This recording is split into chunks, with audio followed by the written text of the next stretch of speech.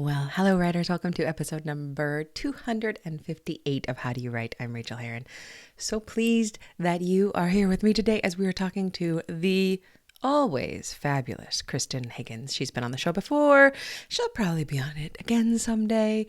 We talk about not looking back as you go forward in your work. I know you're going to enjoy that interview, so stay tuned for that. What is going on around here? Well, we're still at the beach house. We have one more full day. We have tomorrow as our full day here, unless we get locked down again suddenly. God forbid, because I'm ready to go. We are going to, on Sunday, pick up and move and drive through Auckland. So let me break it down. All of New Zealand now, a little bit more than 3 weeks after the hard crunch lockdown at level 4, that was as locked down as you get. You don't leave the house except for a short walk and you can't do anything else. You don't go anywhere. You don't see anybody. We were at level 4. Then we went to level 3. Now we're at level 2. All of New Zealand is at level 2 except for Auckland, which is still at level 4. So we had one community case of COVID. It was a Delta variant. They locked down over that. Within 2 weeks, there were 700 cases. They were all genome sequenced. They were all tracked. They're all being cared for. It's up to about 800 now. But yesterday, we only had 20 reported inside Auckland. The only place that the coronavirus is right now is inside Auckland. And let me tell you, when you shut a city down and you don't let anyone in or out, it can't get out. It doesn't get out, which is why the rest of us are at level 2. And what level 2 is basically everything is back to normal. It's kind of like the States without the fear, because right now everybody's back at work, back at school, but you have to wear a mask when you're indoors, except when you're in a gym or eating in a restaurant. But the difference between being here and in the States is that you know that no one around you has coronavirus because they're tracking the wastewater in these areas. They know from wastewater that right now the only people with COVID-19 are in Auckland. The New York Times did an article about a week ago saying, is New Zealand dreaming? Is this an impossible goal to eradicate the Delta virus? It may be. It may be. But so far, it's working. It's really working. And it's so exciting. So we are allowed to leave Northland now and drive through Auckland if we don't stop. And you have to have a reason, and you have to have an address that you're going to. There is disagreement as to, when you look at the newspapers, are you allowed to drive through Auckland for other than business purpose? We can't say that our purpose is business to drive through Auckland. But I asked the government if we could do it. I asked on Twitter, I asked the New Zealand government, who is in charge of the COVID response. I said, we would like to move from Airbnb to Airbnb and drive through Auckland without stopping. And they said, yes, you can. You're allowed to. So I screenshotted that in case. So there are, there's police at the borders of Auckland. So I can show them that. But we're ready to move. We're going to Mount Maunganui, which is just outside of Tauranga, or maybe it's part of Tauranga. I'm not sure. And it's a small surfing town, and it looks beautiful. And we're really ready to be in a place where we can walk somewhere and buy something, because where we are right now, it's about a 15-minute drive from town, which is fantastic. It's the most beautiful 15-minute drive you've ever taken. But we're looking forward to being able to walk and get a coffee and get groceries and do all that stuff that we came here to do. When we leave on Sunday, we will have been in this house for a month, which I cannot believe. But what that means is that Russell, we're actually south of Russell, we're in Te Wahapu, but this area now feels like home. Like we put down roots here. It feels like this glorious beach house is mine. And that's going to be difficult because in Mount Maunganui, we're just renting an apartment, you know. It's going to have normal windows that look out on normal window things like other houses and cars, instead of the variable oyster catcher and the white-faced heron and the pied cormorants, otherwise known as the pied shags, which is definitely my next band name. I'm going to really, really miss this place. I feel like it's gotten deep into my soul, like some places do. I feel like I'm going to keep dreaming about this house.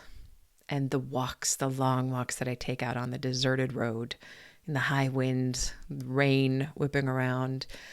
Like I'm going to dream about this place forever. I don't think we'll ever be able to afford to come back and rent it.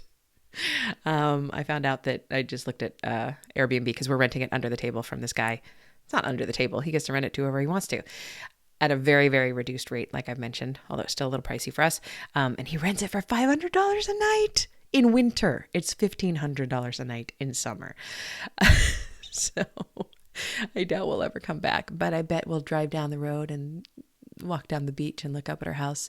I'm very excited that the fancy restaurant in town just opened, and you can order online or by phone, which I did, and you order a day in advance. And tomorrow night they are delivering like a 5-course meal to us.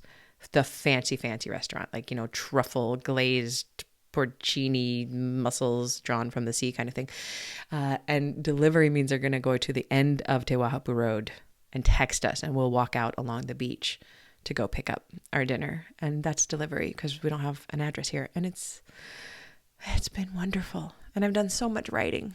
And actually today I'm just finishing writing up my next Patreon essay. So if you are interested in Patreon and reading the essay about really what lockdown is like and what it feels like to be doing this as an American and as a New Zealand citizen, the differences that we have felt, I mean, they're obvious, but I'm really enjoying kind of comparing and contrasting what we thought we were coming here to do, which was to be unstuck. And we have been stuck in a couple different places, in the MIQ hotel and in this house, and how kind of wonderful all of that feels. And what does that mean moving forward? I think I mentioned last time that we might have a line on a house in Wellington, which we might be able to rent. And it's got an amazing view. It would make up for losing this view. And my heart is just yearning toward that. So apparently, no matter how footloose and fancy free I want to be, moving towns every week, I would like to not do that in a few months. Maybe 2 to 4 or 5 months. I would like to rent a house and just settle down for a while and make some friends. That is something I'm missing, is just the chit chat that you have with your friends. And I would like to have that with a barista who knows who I am. And the guy at the grocery store, and meet some writers. I really want to be in a town and meet some writers and hang out with them. Actually, I'm going to reach out to one of the spa girls. If you listen to their podcast, it's awesome. And she lives in Tauranga, so I'm going to reach out to her and maybe have a coffee. If she lets me, have a tea. So that'll be nice. I think I've caught you up on everything else that's going on around here. I did start my classes on Tuesday, and they're going to be amazing. The people in them are just, as always, sublime. And I'm doing a couple new things with the classes, going a little bit deeper into how to get a book done in 90 days as I am writing the 90 Day to Done book. I've been thinking of new things. So they're kind of my guinea pigs in the best way. They're getting kind of the best of what I know. And that is really pretty stupendous and amazing that I was able to do that from a beach house at the far north of New Zealand, where I am number 36 of the top 100 e-birders on the app. I've got to brag on that. I have identified 22 species of birds, me and my binoculars. So that's, that's not what I was expecting to do for our first month in the wilds of New Zealand, but it has been wonderful. So with that update, let me actually thank a couple of new patrons, if you don't mind. They were open and then they closed because the internet does kind of go up and down here, but here it is. Juliet Kelly, thank you, Juliet. And Amber Reed, thank you so much. New patrons, new and current existing patrons, and all the patrons of the past. Thank you so much. Because of you, I get to spend the time writing these essays that are the essays of my heart that I love to do. So thank you very, very much. All right, my friends, doesn't matter whether you wrote yesterday, and it doesn't matter whether you have written yet today. Can you find 10 or 15 minutes today to write some really terrible words that let you down? and words that will not let you down in the future when you go back to them and you make them a little shinier, a little brighter. I know that you can do that. Please find me where I am online and tell me how you are doing with this request that you write, because your story is important. Only you can tell it, and I want to read it. So keep me posted, my friends, and enjoy this interview with Kristan Higgins. I know you will. I could not be more pleased today to welcome to the show Kristan Higgins. Hello, Kristan. Hi, Rachel. So good to see you again. It's a thrill to talk to you. I don't think I've seen you in a while. We haven't at a conference. I had you talk to one of my classes one time, and that was awesome. But I'm so glad to welcome you to the show. Let me give a little introduction for those who may not know you. New York Times bestselling author Kristan Higgins has sold 4.5 million books worldwide and is published in more than 24 languages around the world. Her two most recent novels were each selected as People Magazine's Pick of the Week. Kristan is also a co-host of the Crappy Friends podcast, which discusses the often complex dynamics of female friendships with her friend and fellow writer Joss Day. Kristan lives in Connecticut with her family, and Pack Up the Moon is her most recent novel. So you've got a lot going on. Yes. Plus you've got the daughter getting married. We were just talking about off air. Oh my goodness. Well, congratulations on the new book. I am in the middle of it and loving it. And it is such a tearjerker. Yeah, I know. It's got to be your tear jerkiest, right? It definitely is. And I say that with pride. I love books that affect me so much that I cry. And I think there's something really cathartic and healing, and it's like a gift to be able to cry over a fake person, a fictional person, because sometimes it's harder to cry in real life over real people because you have so much going on and you have to take care of things and details and other people's grief. And so when you're reading a book and it's sad and you have a good blubber, there's something great about that. And I mean, I hope you're finding too that it's not just a sad book. No, not at all. It's a tearjerker, but it's moving. Is definitely, the premise is clear. A young woman with a terminal illness writes 12 letters to her husband to kind of walk him through that first year of widowhood for him, because she knows, that she's the best thing that ever happened to him, and that he's not going to have an easy time of it, and that she's his person. So she's going to take care of him even after she's gone. So I think it's very romantic in that sense. And, it's a love story. It's a tragic love story, but without being a plot spoiler, it does have a happy ending. I'm feeling that's going to happen. I'm very confident in that.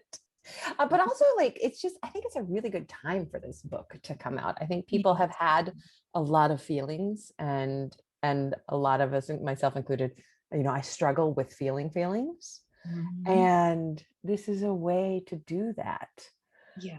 So we all have had the whole world has had such a rough 18 months plus, and we've all gone through this trauma and uncertainty. And I think, for me, certainly, and I think for most people, we've never really felt the possibility of our own mortality more realistically than we have in this past pandemic, where I was just doing another interview earlier, and I said, I'm Hungarian. We think about death all the time. It's our hobby. It's our, the song of my people is to plan a funeral. And, and yet every time in the past year or so, year and a half, going to the supermarket might be the last thing that, that keeps you out of the that puts you into the hospital, or, and I would think that I would go out and say, like, is this the day I get COVID? I've got my 2 masks and my hand sanitizer, and I'm doing all the distancing and, being as careful as can be. But so were a lot of people who caught it. So I do think that, like, as a nation and as a world, we've all been in mourning. We've all been looking at the possibility of the death of our loved ones. You know, my daughter's a nurse. She just Oh became my a nurse gosh. Oh during my the God. pandemic. No. Good. And That's amazing. And good for you for raising a woman like that. yeah, I mean, she's incredible. She's the woman I most admire in the world is my Mm. daughter. And you know, she would have to come home and like strip down on the porch and put her clothes in a bag or in the washing machine immediately at 2 o'clock in the morning, you know, and my husband's a firefighter. My future son-in-law is a firefighter. My son was a college student. So like I was probably the safest one because I'm, you know, alone in my pajamas writing books. And so it's been a year. It's been a year. And I think that it was funny when I was writing the book before the pandemic. Yeah, because you obviously started it before. Yeah. Right, right. And then we got into the pandemic and I thought, oh dear, what have I done? You know, I've written a tragic love story, and yet the more I sat with it in that time, I thought this is maybe the book everybody needs to read this year. Yeah. You know? Yeah, I love that. So this is a show for writers about kind of the process of writing. Let's talk about your process. Yeah.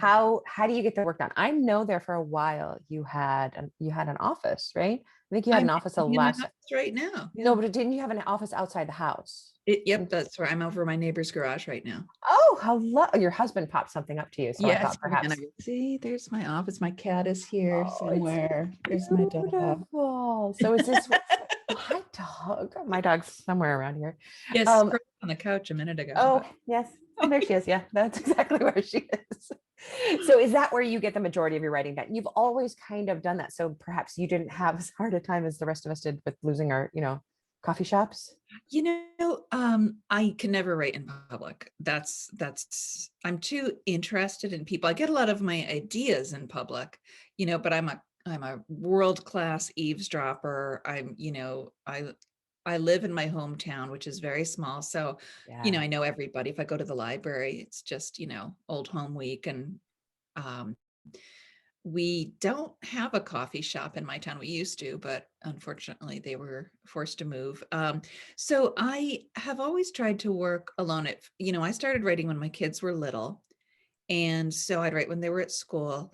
And then my husband made me this little office in at the corner of our basement. It was like a cell, you know, because it was cement walls and and it was like, you know, 8 by 8. But it was a room with a door, which Yeah. is very helpful, you know, whether it's a big closet or a cell. Now I have this lovely office. So I do a lot of writing here. I like to be away from my family, you know, at least for a few hours. And now my kids are grown, so it's not such a necessity. But we have a family house on Cape Cod, and that's where I wrote most of this book because I was Mm. stuck there in the pandemic. My husband and daughter said, "Don't come home. We never know what we're bringing home. Stay up there." And so I was alone. Wow. It That was must have been really difficult. it was very lonely and again very it really made the idea of loneliness. Like loneliness is something that I've always chosen. Mhm. Solitude rather than loneliness. I love to be alone. And then when you don't choose it, when you know the governor is telling you not to leave the state and your Yeah. family is saying don't come home, it's different. So I write by myself. I've never been on a writer's weekend where we actually sit down and write. I've heard about those. They sound great. But for me, I need to be alone, not Yeah. counting animals. Yeah. Yeah. What is your biggest challenge when it comes to writing? I have such a hard time finishing a first draft. To me, if I didn't have to write a first draft, I could probably write 3 books a year, you know? Um, I I'm with love the you. idea part. I like to flesh out the outline. I really like to have an idea of where the story's going, character development, research, and I love revising because that is when my book becomes a book and not just a pile of pages with a lot of red marks through it, you know? So writing the first draft is very difficult for me, and I envy the people who say, "Oh, I write really clean first drafts and it only takes me 6 weeks," and I think, "Who are you? How dare Yeah. you?" Yeah. No. They're less agony for me than they used to be, but only because I've stopped telling everyone how much I hate first drafts because I decided I needed to stop doing it. Right. But I'm absolutely with you. What do you think specifically? I know what I dread about a first draft. What do you dread about a first draft? I think, and like you, I've written a number of books. I realize this is just part of the process for me. Misery, self-hatred, doubt, it's what makes me a Those better little writer. things. And but it does when I think like this is garbage and I hate all your characters, Kristan, and it makes me look more critically and more objectively at the book. So for me, the hardest part of the first draft is letting it be imperfect, letting the characters be cardboard or shallow or useless, pointless, and I can fix it later. And I always do. I have to remind myself, like, I've always been here. Always. Every book has been, it's not as good as the last one. And And then you and fix it. maybe I shouldn't be a writer. This is my 21st book. So I'm starting to get over that. I love that. What is your biggest joy when it comes to writing? I really do love that sort of that revision process where you can kind of see the book taking on life Mm. and um and really hitting people hard. I love when I myself am crying during a scene. I think like, yeah, you're bringing it, Higgins, you're doing it, or also laughing, if I can make myself laugh, then I think that I'm on the right track. So it's kind of like, we're all Dr. Frankenstein stitching together the body parts and then hoping for the electricity to bring your monster to life, What a and great analogy. I love that. thanks, it just Yeah, came to me. it's gorgeous. So yeah, that's kind of my writing process. I wish it was faster. I wish it was easier, but it's not, and it still works. And it works. That's the thing. Speaking of working, can you share a craft tip of any sort with us? Yeah, sure. When you're writing a first draft, start the next scene as a new document to resist the temptation to go back 10 or 100 pages and futz with that, just you can, again, like you're working on Frankenstein's leg today and his arms and shoulders are going to be left alone, right? So that has been really helpful for me to kind of keep me on task and not wandering off into the weeds, fixing a comma here or there. Just like get the pages done, fix them later. Have you ever tried dabbling with the Alpha Smart in any of its forms? And Alpha Smart Neo 2 is the one I got recently, maybe about a year ago. It has changed everything about my first drafting. Tell me more. It's that machine that doesn't do anything. It doesn't connect to the internet. It looks like a large calculator with a keyboard. Right. It's like an electric typewriter. Yeah, right? and they don't make them anymore. You buy them on eBay, but you can only see 4 lines at a time, and it's like the weird old like dot matrix kind of text. And then when you stop writing, you just use the one cord it has. You plug it into your computer, and you hit send, and it starts typing. It's just a digital recorder of typing. So then you can't even, you have to like leave your computer while it types all the words you just typed, but you can't scroll back more than 4 lines. That's kind of the same idea is, stay on target, stay Don't in the let moment. yourself futz. No futzing, people. Oh, but I love a good futz. It's so hard. What thing in your life affects your writing in a surprising way? In a surprising way?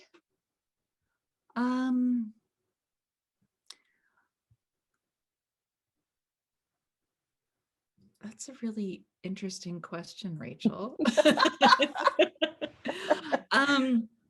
Okay, here's an answer. The weather. The weather affects my writing. Tell me more about that. I love to write in the winter, and I have a much harder time in the nice weather. I think it's because I'm a mother, and so my year has always been defined by the school year, right? And so, in the fall, it's like things really start. I often start books in the fall, right through the winter, and in the spring wrap up. For the past 10 years, my books have come out in June. And so it's like this very natural progression, literally from nature, and it's easier to write when you're warm and cozy rather than when you're like, this is an attic apartment and it gets to be 95 degrees in here in the summer, And I and bet in the winter, I bet the rain sounds amazing in there, does it? It does. It's Oh. so, I love a rainy day up here. And so I I say this like having half of my first draft done. So I'm gonna have to just suck it up, buttercup, and finish it, after my daughter's wedding. But yeah, I love writing when it's cold and gray. I say to my husband, I could be so happy in Seattle, I or always say that too. My wife does not believe me. She's like, we're not going there. But I fly think there. I would be. Yeah, yeah. I just think it would be so cozy and comforting. And I think also that I'm an indoor person by nature, although I do love to garden and take walks and stuff. But like I can get enough nature just by sitting on the porch, Me right? too. With my potted plants. That's good enough. A nice little dog walk. That's, on sidewalks. I don't need a trail. I don't need trees. Yeah. I That's like, all I have. I, live in a rural area, and oh, we have one sidewalk on one street in my town. And so all I have are trees and hills and mud and stuff like that. oh So yeah, the porch sounds like a great idea to me. All right. So what is the best book that you've read recently? And why did that you I've read, this is an unfair book to talk about amongst writers, but Kristan Hanna, The Four Winds. Oh, I haven't read that one.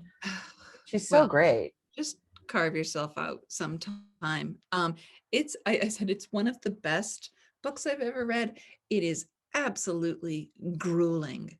It is a Ooh. story of hardship and desperation, and just when you think it can't get worse, it gets much worse. Yes, I'm Um, leaning in. I want this. I want this. yeah, right. And it's the story of a woman who is forced into a marriage, and she has to leave her snooty, wealthy family where she's never really belonged, and become go live on a farm in the Dust Bowl. And at first it's great because Hmm. it's not the Dust Bowl, it still rains and they Mhm. have wheat and gardens, and she's very loved by her in-laws kind of unexpectedly, if not by her husband.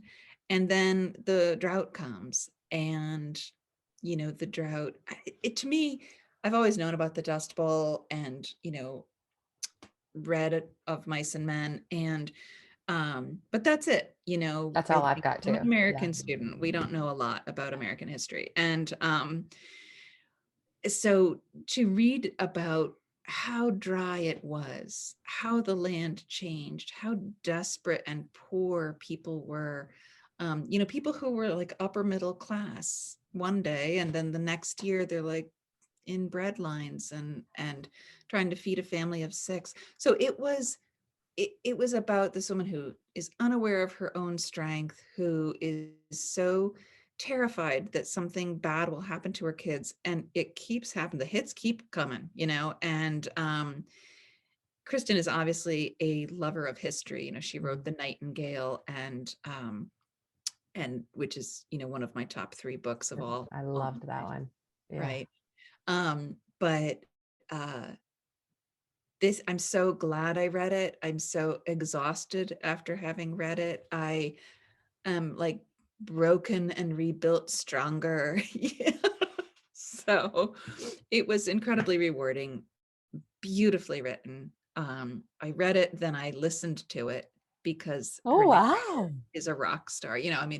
Um, that's the thing about audiobooks, right? I love to read a paper book, hard copy paper book. I'm not an e-reader, I think, because I work on the computer all day. Um, and so listening to books is new to me because I don't have a commute. But in the pandemic, when I was by myself, I had my phone and I had my Audible account, um, and that's who kept me company those months when I was by myself, and I started to, I would cook and eat dinner while listening to my book, or fold laundry while listening to my book.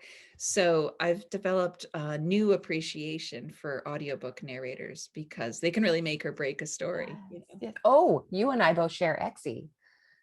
She does my books too. Right? I think she's done. She's done 5 or 6 of mine, and she has her own fandom. Because she's so good. A lot of people have found me because they read or they'll listen to anything Exie narrates. Her name is Exie Sands. EXE is how she spells her name. Yeah. And now like we're friends, and if we're I think she's one of those people who has to be friends with everybody. Can you imagine her not? I know. She's so we lovely. did an event at the Strand Bookstore in New York 2 books ago for Life and Other Inconveniences, and we had a panel and we were having a lot of fun, and then she did a reading from the book and we were all crying. So we were all so moved and just like, I said to my friend, like, I can't believe I wrote that. It sounded so good from her lips. She made it so rich and incredible. And, she's such a talent. Yeah. I'm going to make sure I send this recording to her too when it comes out. Hello, Exie. But you just blew my mind with an idea. I listen to nonfiction because my brain can handle that. But when I'm reading fiction, I have a hard time following the story. If I miss a few sentences, it bothers me. But I could read the book with my eyes and process all the information visually, which is what I need to do, and then listen to it and enjoy the experience because I already understand the book. Right. And so it's one of my hobbies is restoring furniture. And I say hobby lightly because, maybe I spend an hour a month doing this, but it's really nice to be in our basement and sanding a piece of furniture and listening to a story.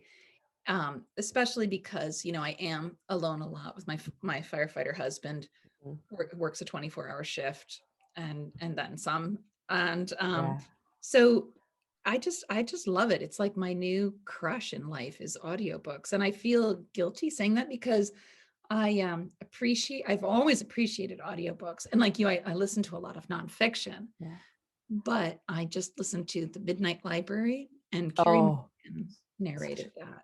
I read that one with my eyeballs, but was it great in audio? It was fantastic. And I thought, an actress, I'm not sure, like, stay in your lane, Carrie. No, she's fantastic. I mean, she's such a wonderful actress. I love her so much as an actor. But as an audiobook narrator, not every actor can slide over. Sometimes they make it about their performance and not about the story. Right? Yeah. And Carrie did a fantastic job. It was a beautiful narration. Maybe I'll listen to that one next. I have so many Audible credits and I've read the book. I had Matt on the show and he was just as gorgeous as wonderful. He's the best. I'm so glad to hear it because I loved that. Another writer recently told me that. She said, thank God he's nice because that would just break my heart if he wasn't. All right. Well, tell us where we can find you and Pack Up the Moon, which everyone should run out and get. It will be out by the time this show is out. Yes. You can get it anywhere. I have all the links on my website, KristanHiggins.com. And if you did pre-order it, or if you buy it the first week, I donate my share to St. Jude Children's Hospital. Oh, how great. I love that. I've done for about 10 books because, the writing has been really good to me. Readers have given me this career that I never envisioned. And I've been really lucky as well. And so I have this amazing career, and I kind of, because I mentioned the Hungarian thing, to assuage my Catholic guilt, I I donate money to a lot of causes, but especially to St. Jude's. I think that's fabulous. Yeah. Well, thank you, Kristan. Thanks for being on the show. Thanks for being you. It's lovely to see you, and hopefully someday we'll run into each other in the conference world if we ever I hope so. if I ever feel like going to another one in my life. Or I'll just come visit you. Please, New Zealand is a lovely country. Come So visit. Thanks, Kristan. Have a wonderful night. You too. Bye.